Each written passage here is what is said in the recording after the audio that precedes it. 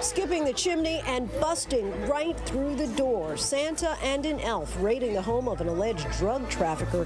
The Kris Kringle cover apparently helping to nab the suspect, now most certainly on the naughty list. The alarming surge of virus cases across the country and in the West tonight. More than 53,000 cases reported in California today alone. The concerns about continued spread by holiday travel and gatherings, and the latest guidance on mask wearing around your family. Meanwhile, a Kansas mayor who literally got out of Dodge tells us why she resigned over the threats that she says she received after voicing support for a mask mandate. Yes, I was afraid. I didn't want to go to City Hall anymore, and just worried about who was going to show up there. More than a foot of snow possible as a major storm moves across the Northeast. Heavy snow and winds gusting up to 50 miles per hour. Dangerous driving on icy roads from Philadelphia to New York to Boston. 15 states from North Carolina to Maine now under winter weather alerts. Vaccinate USA, the historic effort to get out the first Pfizer batches, now being given to the first nursing home residents in Florida. The spotlight stays on the FDA as it gets set to review and issue authorization for the Moderna vaccine by the end of the week. As we look at some of the others in development that you may not have heard of yet, their setbacks and steps forward. The more the merrier when it comes to vaccines.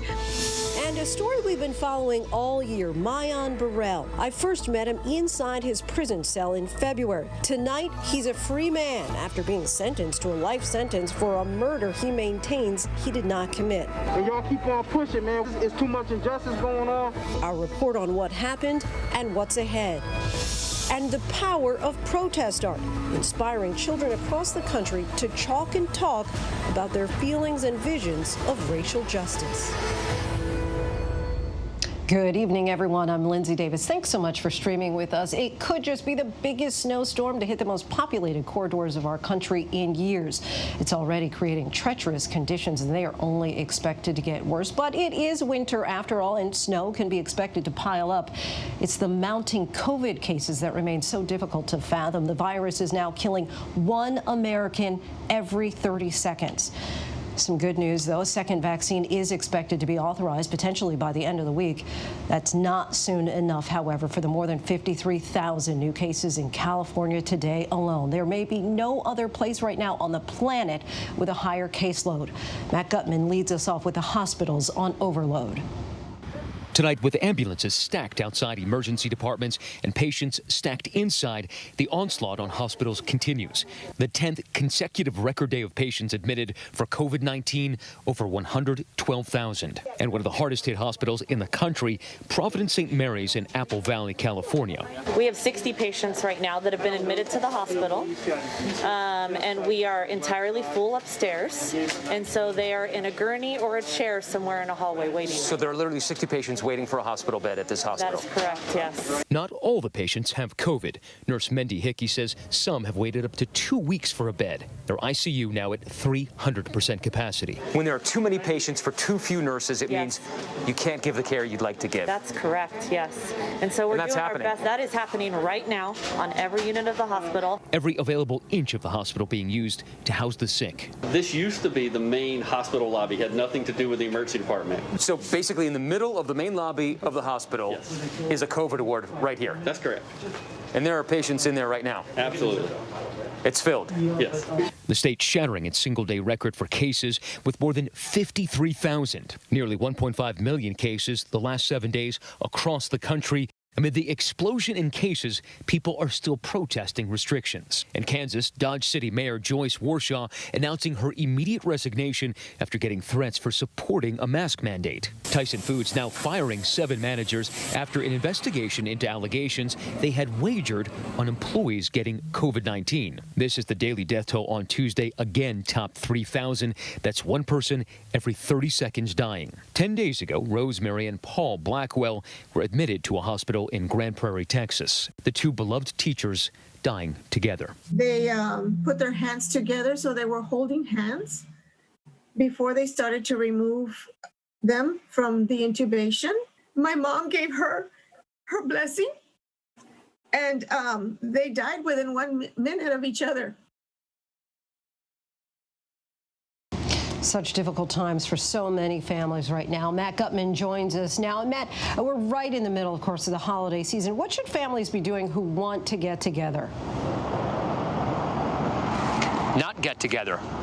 There's almost nothing that they can possibly do at this point. The biggest concern from hospitals like this, from Dr. Anthony Fauci, is that there will be an intermingling of families who are not in their immediate households. And, you know, you look at the numbers we had today, Lindsay, right? 53,000 new cases in California, 21,000 and change cases in LA County alone, and everything's been on lockdown for months, right? The reason for that is that people have been getting together in small groups with people outside their immediate household. That is the #1 driver in California for this insane, terrifying spike in cases. So right now, everybody in public health is just begging people to stay home with their immediate families just for this one holiday. Lindsay. All right, Matt Gutman, thanks so much.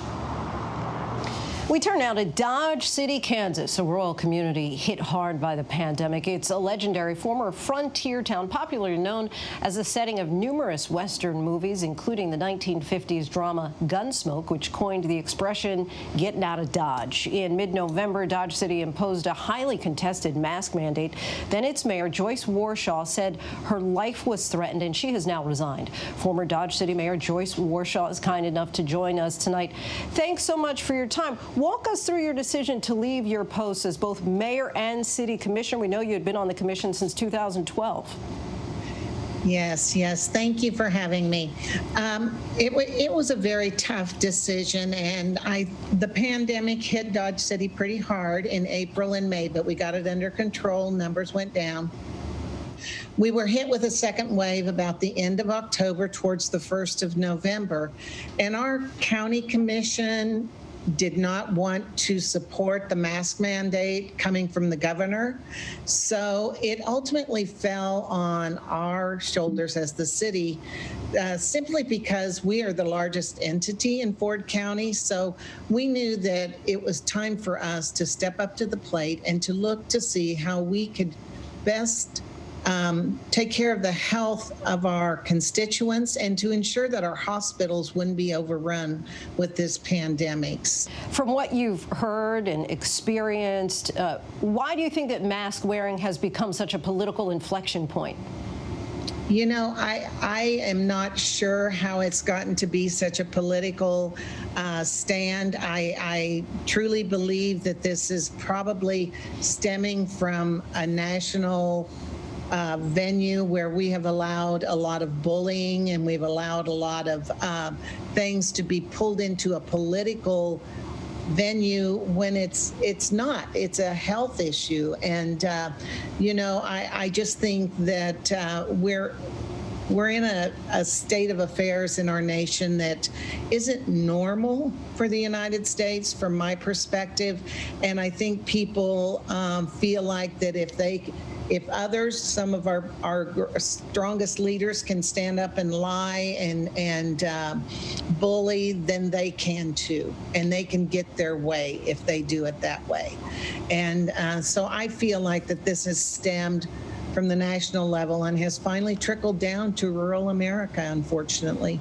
And of course, your town has such a storied past as the real and fictional Wild West. Does that culture still play a role in today's conflicts? And sticking with that theme for a moment, why didn't you just stick with your guns and say, no, I'm not going to resign? You know, Dodge City does have a rich history. It is a wonderful town. I highly recommend anybody to come and visit because the history there is just beautiful. And in the largest proportion of our population is beautiful. They're wonderful, wonderful, loving, caring people. The reason I didn't stick to my guns, so to speak, is that it got to the point where my family, and particularly my husband, who was born and raised in Dodge City, said, you know, enough's enough. People shouldn't behave like this. And even though it was just verbiage, you know, words that they would say, You know, in the state of affairs where we're at now with the pandemic, with the political unrest and so on and so forth, who's to say that those words couldn't ultimately become actions? And you talked about the bullying on the national level, presumably talking about President Trump. On the local level, what kind of threats were you actually getting? You talked about the words, but what were those words and how did they target you specifically? You know, I got various emails throughout, and those that support the mask were very nice, very supportive, used great verbiage and all of that. The ones that opposed the mask, they were very aggressive and just not nice, and just, you know, oftentimes would call me a liar, that I wasn't looking at the right research or, you know, whatever. And I think, I don't know, I think the people are just, they're COVID fatigued and they're politically drained. And I just became afraid of any possible actions that could take place. Understandable. Joyce Warshaw, we thank you so much for your time and coming on the show tonight. Tomorrow, all eyes will once again be on the FDA Advisory Committee, this time for a hearing on the Moderna vaccine. The FDA confirms the studies show the vaccine is more than 94% effective with few side effects. This is we're learning that just a few days into distribution, there has already been one serious allergic reaction to the Pfizer vaccine. Our Stephanie Ramos has more on the mad dash to get Americans vaccinated safely. 2 days into the vaccine rollout, the first report of a serious adverse reaction. A healthcare worker in Juneau, Alaska, with no history of allergies, suffering an allergic reaction during the 15-minute observation period after the shot. The woman was hospitalized and given the medication epinephrine by IV.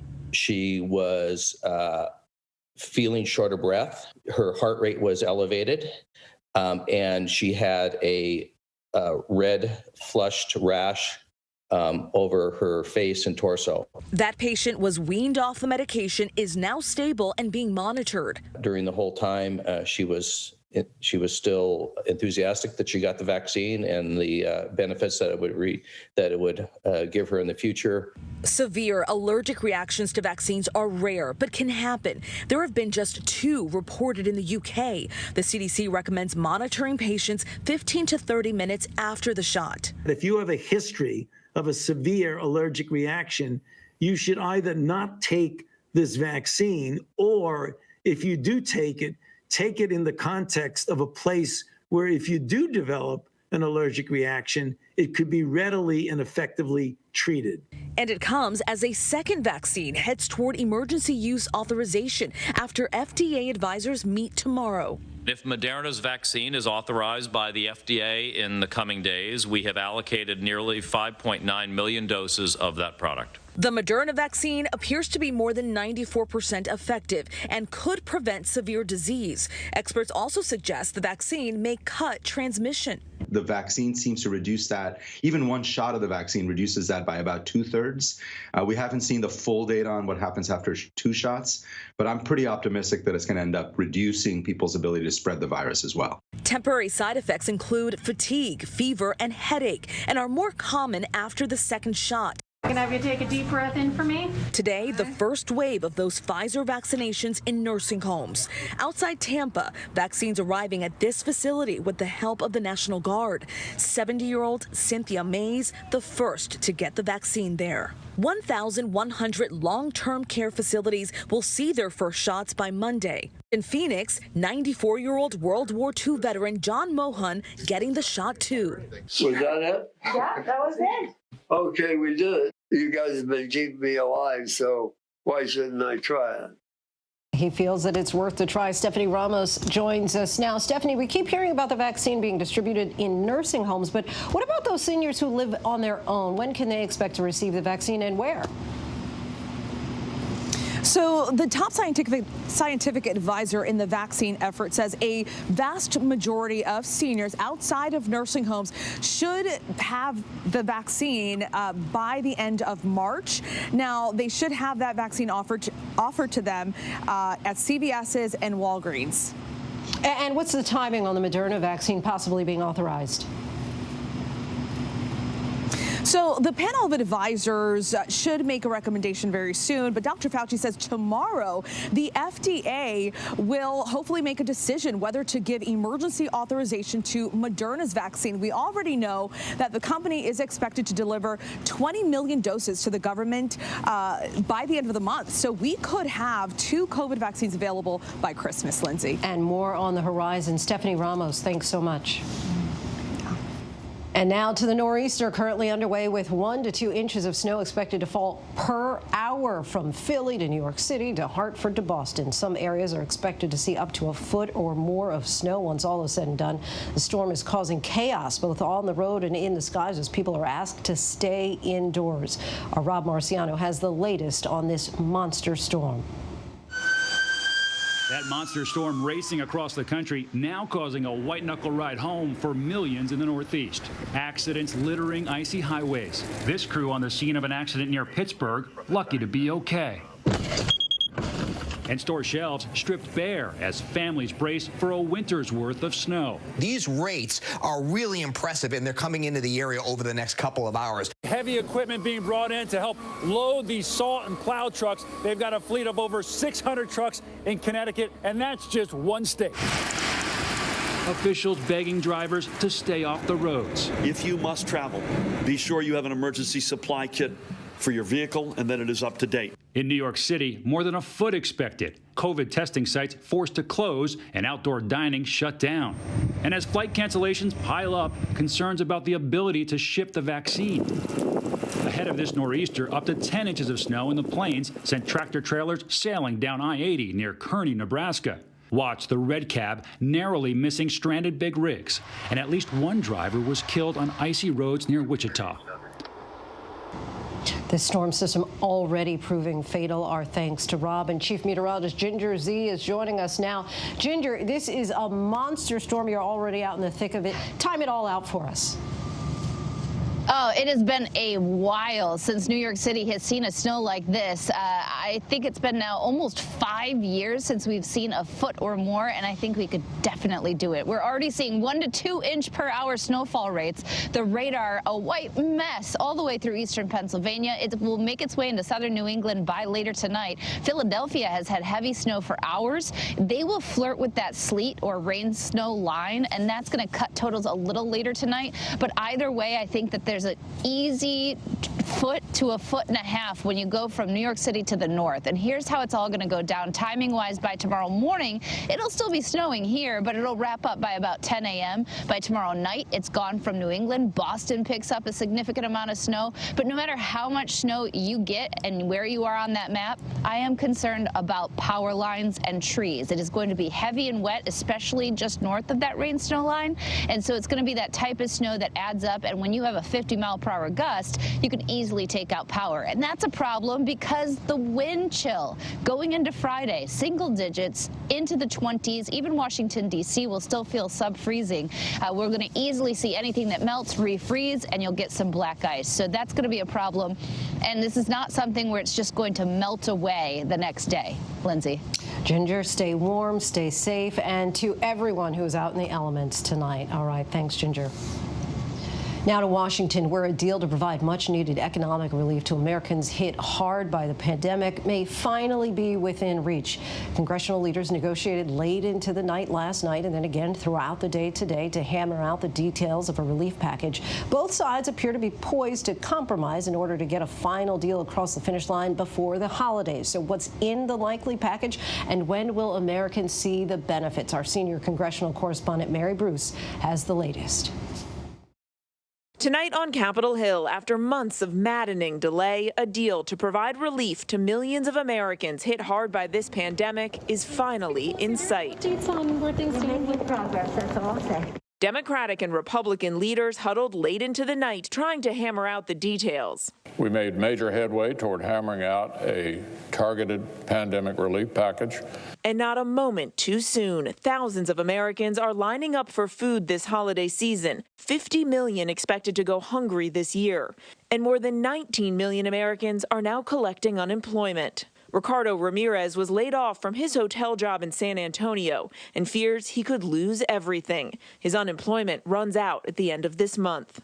It's not a game. It's about time for them to do something for the community. Tonight, help could be on the way. The $900 billion bipartisan compromise includes $300 weekly federal unemployment benefits and $600 direct payments to most Americans. The bill would also extend protections against evictions and provide billions of dollars for small businesses and vaccine distribution. But Democrats won't get the billions they wanted in state and local aid, and Republicans won't get the protections they wanted for businesses hit by pandemic-related lawsuits. President-elect Joe Biden today stressing this deal is just the beginning. It's a down payment, an important down payment on what's going to have to be done beginning at the end of January into February. Sounds like President-elect Biden feels that there is still more to be done. Mary Bruce joins us now from Washington. Mary, a long road to get to this likely deal. So will they be able to get this finished up in the days ahead? And when can Americans expect to see those checks? Well, there certainly is much more optimism here than we have seen so far, certainly far more than in the last several months, as they have struggled to come to any kind of agreement. It certainly seems that they are going to get this done. And part of the reason is because Joe Biden is promising Democrats that this is just a down payment, as he says. Because, of course, this bill falls far short of what Democrats have been demanding all along. And it's really important to remember what it doesn't include, which is basically the two biggest sticking points. Democrats conceding a lot, Republicans conceding a lot. That, after all, is how compromise works here in Washington sometimes. But it does seem that it is just going to be the beginning, and it does seem that it is going to get done. They have a very short timeline here. They are trying to get this done before the Christmas holiday. Mitch McConnell has said, in fact, they won't go home unless they can hammer this out. I suspect we will see some action here in the next 24 hours. They're working furiously up on Capitol Hill right now as we speak. Now, as for when Americans will actually feel some of this relief, once the president signs a bill, it's expected to take 2 to 3 weeks for those first checks to start going out. So help may be coming, but it's still going to take several more weeks before Americans start to feel it in their wallets, Lindsay. Sounds like a motivating factor that they do not want to lose that Christmas vacation. Mary Bruce, our thanks to you. Thank you. And when we come back, chilling details emerge about a foiled 9/11-style terror plot here in the U.S. As the Pfizer vaccine continues to get distributed across the country, the question, will there be enough additional vaccines to cover all Americans, or will we hit a wall this spring? We'll investigate the scenarios. Sentenced to life for the death of a young girl until a panel recommended his release. Why Mayan Burrell was finally set free. Admit it. These days, what you need to know seems to change, well, like every day. So what is it that you really need to know, want to know, to help you not just get through your day, but make the most of it? Feel smarter, feel better, feel happier. Well, how about a third hour of Good Morning America in the afternoon? GMA 3, what you need to know. It's all about you. Lunchtime at 1 Eastern, 12 Central and Pacific on ABC. This is going to be so good. The reality is our country can collapse from within. You see the white power movement on the march. Klansmen and neo-Nazis, skinheads, it's meant to incite war. From the KKK to Oklahoma City to Charlottesville, the new documentary event special. We just need to start talking about race. Homegrown hate, the war among us. This is a real wake-up call. Streaming now on ABC News Live. What you're seeing right now, this is part of the eye wall. This procession of migrants goes back 2 miles. There is going to be catastrophic damage. This fire has made a run. You can see those flames shooting up into the sky. We are on the jam-packed red carpet. To the right, guys. So this is the 4th weekend of protest.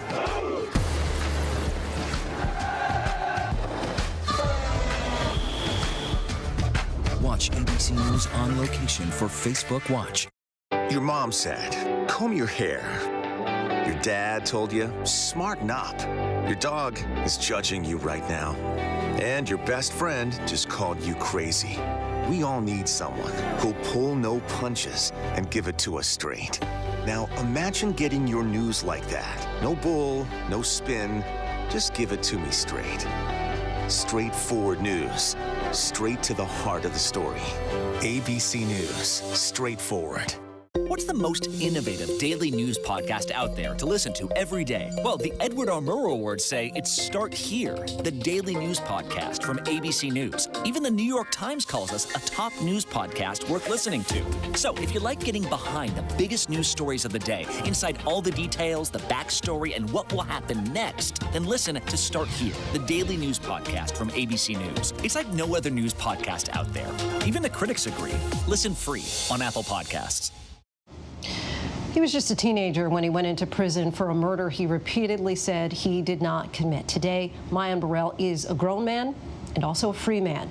I first sat down with Mayan in prison back in February. Tonight, Mayan is thanking his supporters and all those who helped him get what he calls long overdue justice. Mayan Burrell has waited 18 years for this. After spending more than half of his life in prison, the 34-year-old is finally a free man. So everybody that came out and supported me, man, I can't even explain my gratitude. All my supporters, and y'all keep on pushing, man. It's too much injustice going on. He was just a teen when he was sent to prison for life.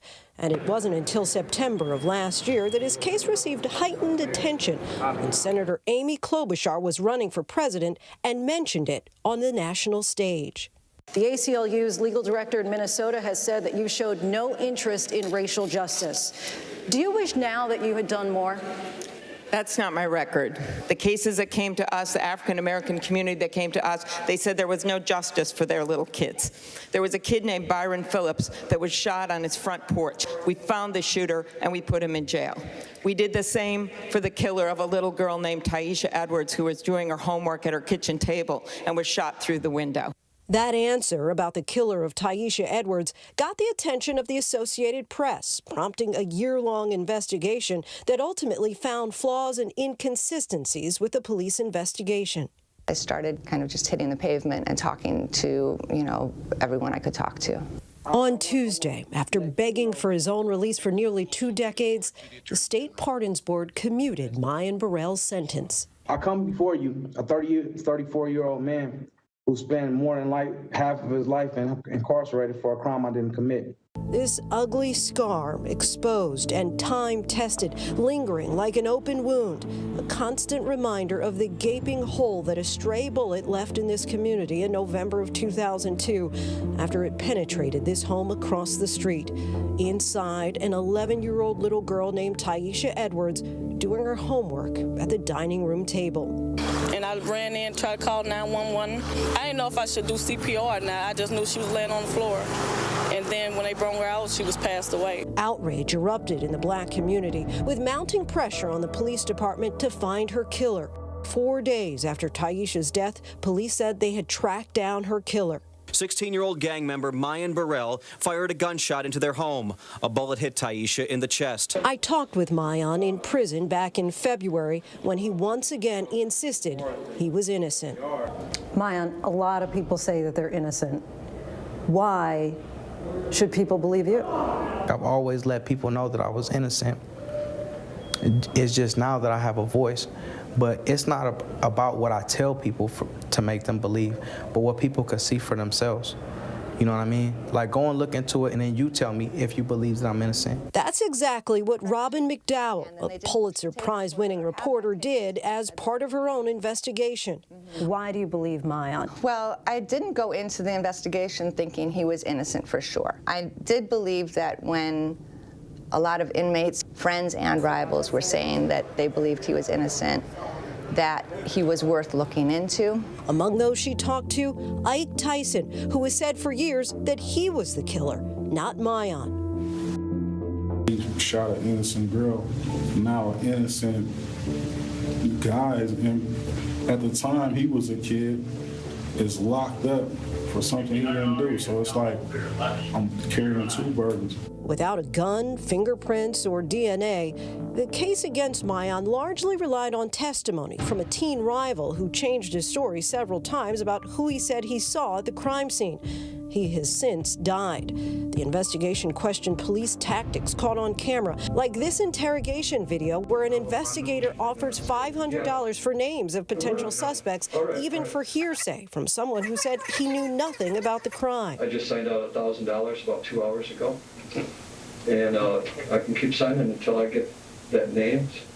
During his time in prison, he not only lost the chance to parent his son, he also lost his mother, who died on her way home from visiting Mayan in prison. In May of 2003, a jury convicted Mayan of first-degree murder. You could have taken a plea deal. If you had, you'd be out already. Yeah. Why haven't you? Well, I mean,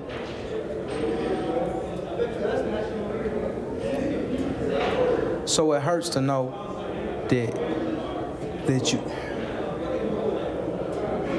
It hurts to know that you could be out right now. That I could put in an appeal and say, hey, listen, give me less time and let me out right now. But then I would be taking responsibility for a crime that I didn't commit. And I could never do that. In 2005, 2 years after he was found guilty, the Minnesota Supreme Court overturned Mayan's conviction. But the head prosecutor at the time, Hennepin County Attorney Amy Klobuchar, immediately vowed to retry Mayan. Burrell was tried again and found guilty by a judge in 2008, a conviction that has been upheld on appeal. By the time of his trial, Klobuchar had left the prosecutor's office for the U.S. Senate. Late yesterday, Klobuchar released this statement on Burrell's release, saying, "This was the right and just decision, and I thank the Pardon Board for their work." The Hennepin County Prosecutor's Office told ABC News in February Burrell's alibi has changed 3 times during and since his trials. He confessed his involvement to a cousin and a jail informant. It was common practice for police to offer cash rewards in unsolved cases. I lost my childhood in this place. I've been in here since I was a teen, all of my 20s, my 30s. So I don't think that it was really like anything personal against me. I think that it was more so for them to put out that they're doing their job or that they secured a conviction. So you think you were just as much of an unintended target as Taisha? Well, that's exactly how I feel. That's exactly how I feel. So to me, it's an injustice all the way around the board. For one, they didn't actually give Taisha or her family justice by pursuing the truth. The brother of Taisha Edwards is now expressing frustration about the Pardon Board's decision. I'm hurt. I feel like the justice system failed our family. So who's the victim here? My sister doesn't get to live a life. This is not in any way, shape, or form me trying to minimize the tragedy of the loss of 11-year-old Taisha Edwards. My heart goes out to her family as well as everybody else that was affected by her murder. I've done everything in my power to always uphold a righteous character and never allow my situation and circumstance to dictate the way I live my life. One bright spot during his time in prison, Mayan got married. Years later, finally getting to spend time with his wife for the first time as a free man, and a son who last hugged his father outside of a jail cell when he was 1 year old. I've been waiting for this for all my life, since I've been 1 year old. You can't nothing take that away from me. Now the fact he's here, he ain't going back.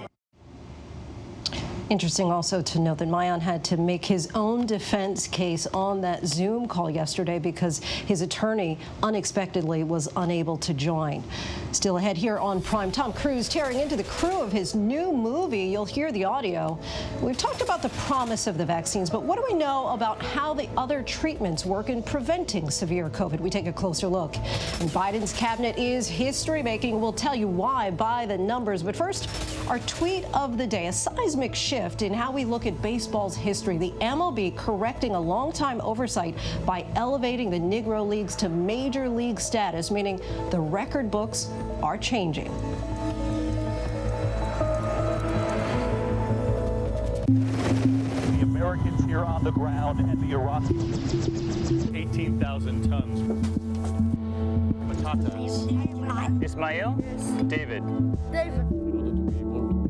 Over ground zero from Hurricane Michael. You can see just home after home. David, good to meet you. This was your view. My favorite view. Thank you very much. Yes, mornings may look different these days, but where you start your day, where you spend your mornings, where you get connected to everything that's happening. And face it, there's a whole lot happening in our world these days. Where you get all the breaking new information of the day to help you navigate through these times. That's why we're here. Good morning, sunshine. And making sure you start your day off with a smile and some sunshine. Good morning, America. Good morning, America. Good morning, America. Oh, how I love saying that. Wake me up. The world may feel out of your control, but your happiness doesn't have to be. Learn the secrets to happiness. Listen to the 10% Happier podcast, free on Apple Podcasts. ABC News honored winner for the second straight year with the Edward R. Murrow Award for Overall Excellence in Television. ABC News, America's #1 news source. This is GMA3, what you need to know. GMA3. A third hour of Good Morning America in the afternoon. It's all about you. Lunchtime on ABC. Welcome back, everybody. And now to the incoming Biden administration, which could make history as the first to have as many women as men in the cabinet. We take a look by the numbers. So far, 9 women have been nominated for cabinet posts. And if they're all confirmed, it would break the record for the most women ever to serve in the country's 25 cabinet level positions. 1933, that's the year that we saw our first female cabinet appointee. She was Labor Secretary Frances Perkins, who helped implement the New Deal with unemployment insurance, child labor laws, and a minimum wage. 3 top cabinet positions have still never been held by a woman: Treasury, Defense, and Veterans Affairs. But that could change if Janet Yellen is confirmed as the first female Treasury Secretary. She'd be navigating the world's biggest economy through a historic financial crisis. And here's a twist. In Paris, France, the city was just fined $109,000 because Mayor Anne Hidalgo's leadership team is 69% female, which violates a law against gender imbalance. But the mayor there said that she is, quote, happy to be fined for this infraction. And we still have lots more to get to here on Prime. Even with the promising rollout of COVID vaccines this week, will we have enough doses for Americans by this spring? We take a look in our weekly Vaccine Watch. And the high-stakes case set to hit the Supreme Court that could transform collegiate sports. But first, a look at our top trending stories on abcnews.com.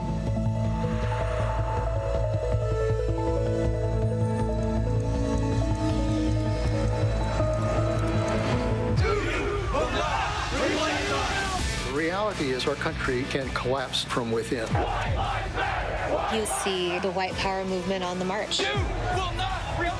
Klansmen and neo-Nazis, skinheads, it's meant to incite war. From the KKK to Oklahoma City to Charlottesville, the new documentary event special. We just need to start talking about race. Homegrown Hate, The War Among Us. This is a real wake-up call. Streaming now on ABC News Live.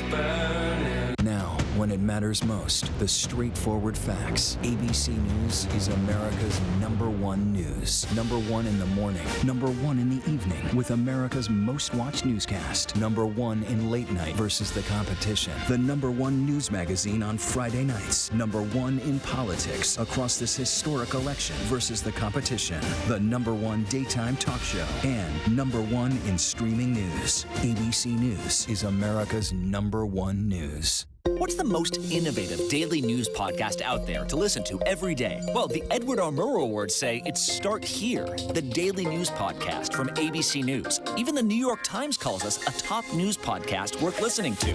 So if you like getting behind the biggest news stories of the day, inside all the details, the backstory, and what will happen next, then listen to Start Here, the daily news podcast from ABC News. It's like no other news podcast out there. Even the critics agree. Listen free on Apple Podcasts.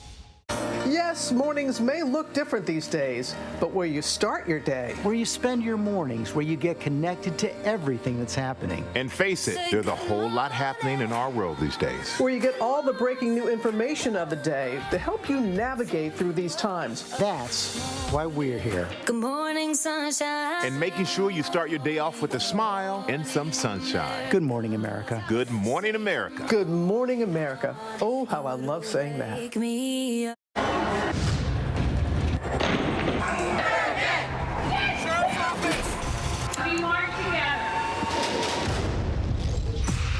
most powerful stories of our time, anytime. Nightline. Friday nights, 9/8 Central. True crime, cinematic, real-life drama, stunning, the unthinkable. Follow the clues. The Hunt. True crime. 2020. Friday nights, 9/8 Central on ABC.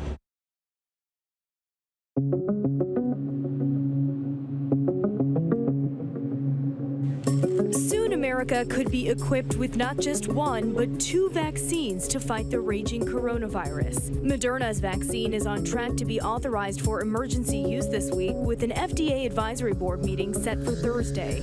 Now a big challenge will be gaining people's trust when it comes to getting vaccinated. Last week was the deadliest since the pandemic began. Nearly 1/3 of all hospitals in the United States say their ICUs are 80% full, according to an internal HHS memo obtained by ABC News. Secretary of State Mike Pompeo is quarantining after coming into contact with someone who tested positive for COVID-19. Officials say Pompeo tested negative. The State Department has not said when or where Pompeo was exposed.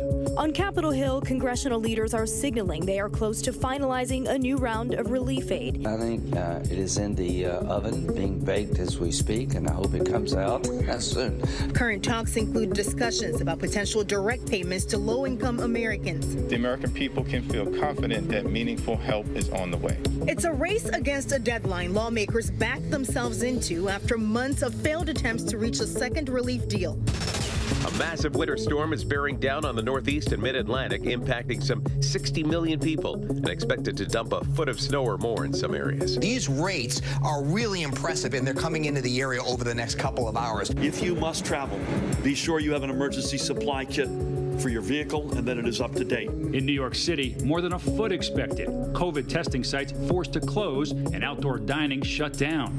And as flight cancellations pile up, concerns about the ability to ship the vaccine. In New York, federal prosecutors charged the Kenyan national with planning a 9/11-style attack. Federal prosecutors described Koro Abdi Abdullah as an operative of the al-Qaeda affiliate al-Shabaab and said he was determined to attack the United States nearly 20 years after 9/11. The indictment said he obtained a pilot's license in the Philippines, researched ways to breach a cockpit, and researched the tallest building in a major U.S. city. The indictment did not identify the city or the building, but said Abdullah wanted to obtain an American visa. He was arrested last year in the Philippines and just arrived in New York, where he pleaded not guilty.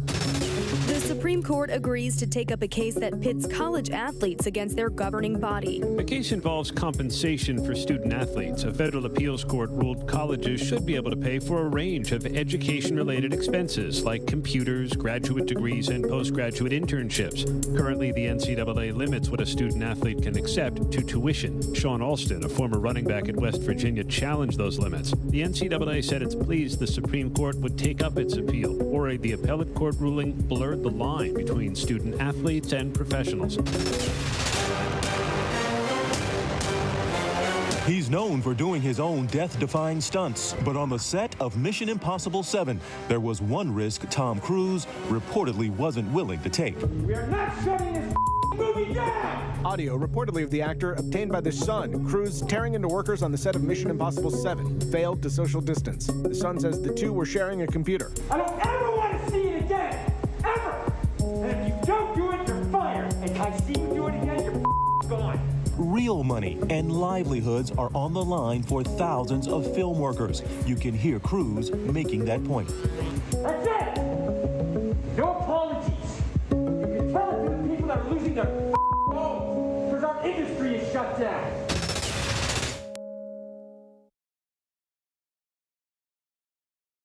This week's rollout of the Pfizer vaccine has brought some much-needed hope in the battle against the coronavirus, and another likely emergency authorization for Moderna's vaccine in the days ahead will only add to the supply going to frontline medical workers and the most vulnerable elderly populations.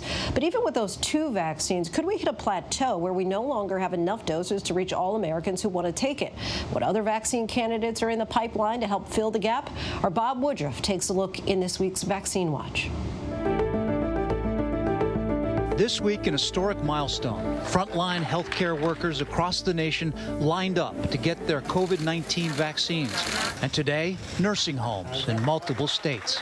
These shots carry Pfizer's vaccine. Shots carrying the Moderna vaccine are likely to follow next week, assuming FDA emergency use authorization is granted in the coming days. The government is negotiating for more doses from Pfizer and reserving the option to buy more doses from Moderna. But for now, the locked-in vaccine supply for the U.S. includes at least 300 million doses from Pfizer and Moderna combined. At 2 doses per vaccine, that's enough to protect 150 million Americans. These 2 vaccines alone are not enough. They're not enough for a rapid distribution of vaccines in the United States, and for sure they're not enough globally. Healthcare workers are getting their first shots now, along with nursing home residents. And next up, those with underlying medical conditions. But what about the rest of us? The plan, I think, and I feel pretty confident, should make it such that by June, everybody could have been immunized in the USA.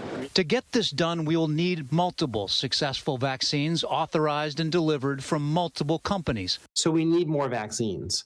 Currently, we're going to have vaccine scarcity. The key here is to have multiple vaccines available where each manufacturer is contributing their maximum amount to the pot, if you will. Experts say we were fortunate with Pfizer and Moderna. Not all vaccines backed by Operation Warp Speed may work so well, so quickly. Some are delayed and others have had disappointed results. One Warp Speed affiliated vaccine by GlaxoSmithKline and Sanofi could fall in that latter category. Back in September, we got an exclusive look at their lab in Connecticut. At the time, they were optimistic. So you're pretty confident this is going to keep us safe? Definitely. You think we're going to get immunity from COVID-19? The early data says yes. But the vaccine suffered a recent setback when early-stage trials showed it's not strong enough in older adults. Sanofi told us while they are disappointed with the delay, they plan to keep working on their vaccine candidate. Perhaps another setback. A vaccine from Oxford University and AstraZeneca was between 60 and 90% effective in clinical trials, depending on the dosage. And now the company is considering launching new studies to figure out the optimal dose. It's very normal for there to be delays, for there to be some partial setbacks before ultimately reaching the goal. In fact, it's very rare not to have any setbacks. On the upside, 2 other companies, Novavax and Johnson & Johnson, are still on track, waiting for their late-stage trial results. Dr. Dan Baruch's team helped develop Johnson & Johnson's vaccine. Unlike the others, theirs could require just 1 single dose. Not only would that speed up the process, everyone would be injected just once. No return visit to the pharmacy needed. When you think about the challenges of ensuring that someone comes in for 2 appointments, there can be some drop-off in between that first and second shot. Obviously, if you have a single-dose vaccine, it solves that problem for you. If successful, Johnson & Johnson, along with Novavax, could produce another 200 million doses for the U.S.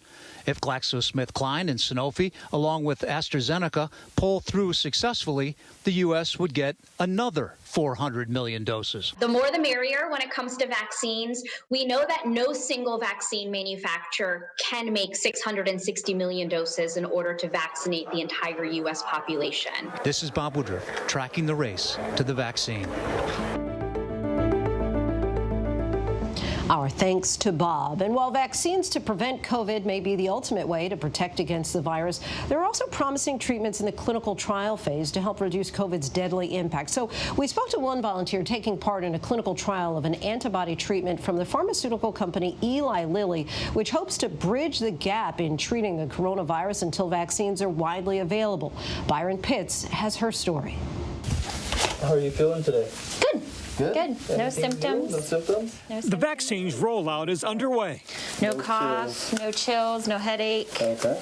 But for months, people like Katie Tenner have been enlisting in experimental drug trials to help combat COVID-19. Heroes have stepped up to answer the call, helping scientists figure out what works, how it works, and if there are side effects. To actually see on paper in charts and graphs that this is working, it just makes me feel really good about what I'm doing. Katie is a volunteer for an antibodies clinical trial by Eli Lilly that some medical professionals hope could save lives before a vaccine is widely available. It wasn't until our medical director from our corporate office came in and really broke it down for us and said they're going to be testing a monoclonal antibody that could potentially be a weapon against COVID. I thought to myself, I have to do this. Good morning.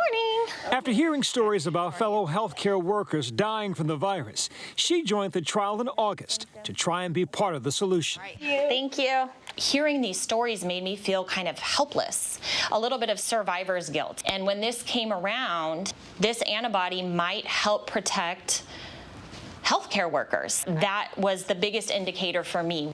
Katie is a dietitian at ProMedica, a senior care facility in Sacramento, California. She was able to participate in the trial because nursing homes across the nation were the hardest hit by the virus. More than 100,000 deaths linked to these facilities. I'm thinking about my family. I have 2 young kids. I have a husband at home. I'm thinking about my patients. I'm thinking about my coworkers. Until Katie Tinner can get vaccinated, she's hopeful about the antibody trial she volunteered for. I have faith in this being a potential treatment for people either infected with COVID or to prevent people from becoming infected.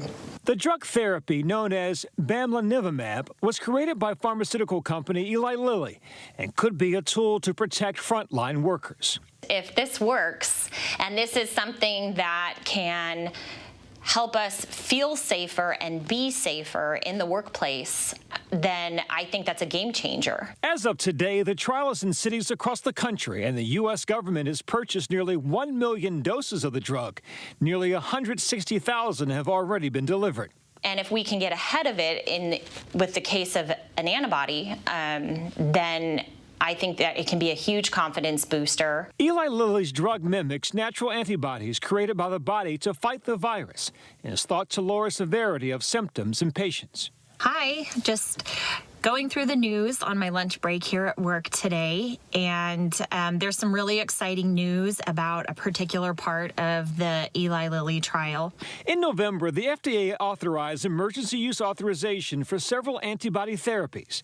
For Eli Lilly's antibody trial, they estimate having enough data early next year to see if they can get FDA authorization to use for COVID-19 prevention in nursing homes.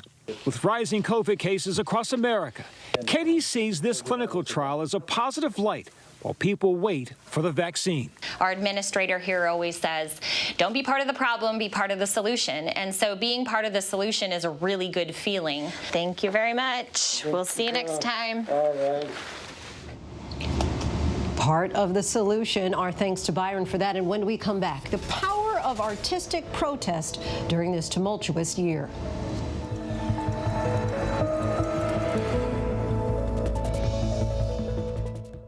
Now, when it matters most, the straightforward facts. ABC News is America's #1 news. #1 in the morning, #1 in the evening, with America's most watched newscast. #1 in late night versus the competition. The #1 news magazine on Friday nights. #1 in politics across this historic election versus the competition. The #1 daytime talk show. And #1 in streaming news. ABC News is America's #1 news. Admit it.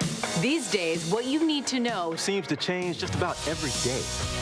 What is it that you really want to know, need to know? To help you not just get through your day, but to make the most of it. Feel smarter. Feel better. Feel happier. Well, how about a third hour of Good Morning America in the afternoon? GMA 3, what you need to know. Lunchtime at 1 Eastern, 12 Central and Pacific on ABC. It's all about you. What you're seeing right now, this is part of the eye wall. This procession of migrants goes back 2 miles. There is going to be catastrophic damage. This fire has made a run. You can see those flames shooting up into the sky. We are on the jam-packed red carpet. To the right, guys. So this is the 4th weekend of protest.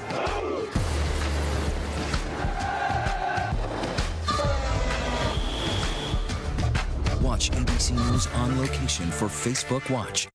breaking news, context, analysis. With today's extraordinary news cycle, now is the perfect time for ABC News Live. A streaming news game changer. The time is now for ABC News Live. Get it, streaming everywhere. The world may feel out of your control, but your happiness doesn't have to be. Learn the secrets to happiness. Listen to the 10% Happier podcast, free on Apple Podcasts.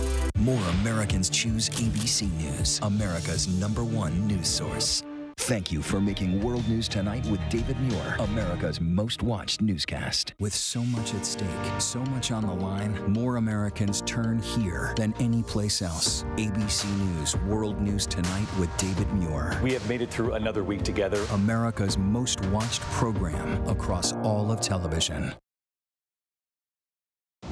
2020 will be a year that we will not forget anytime soon for many reasons. One of those reasons, the so-called racial reckoning that sent protesters into the streets, a stark shift from other periods in American history where art was used to express the desire for change. Kira Phillips has more. It's real and raw.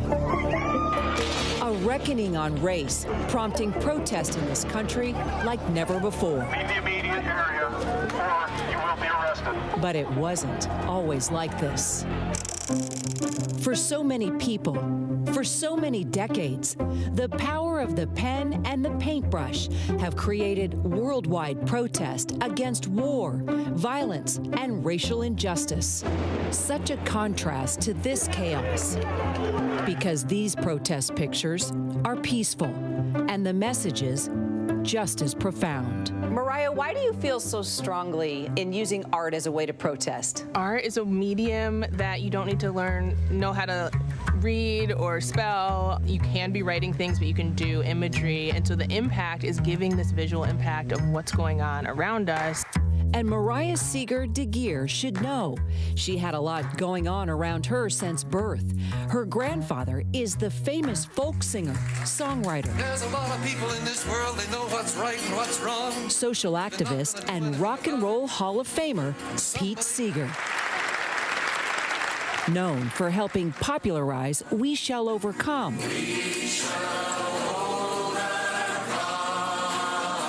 The acknowledged anthem of the civil rights movement.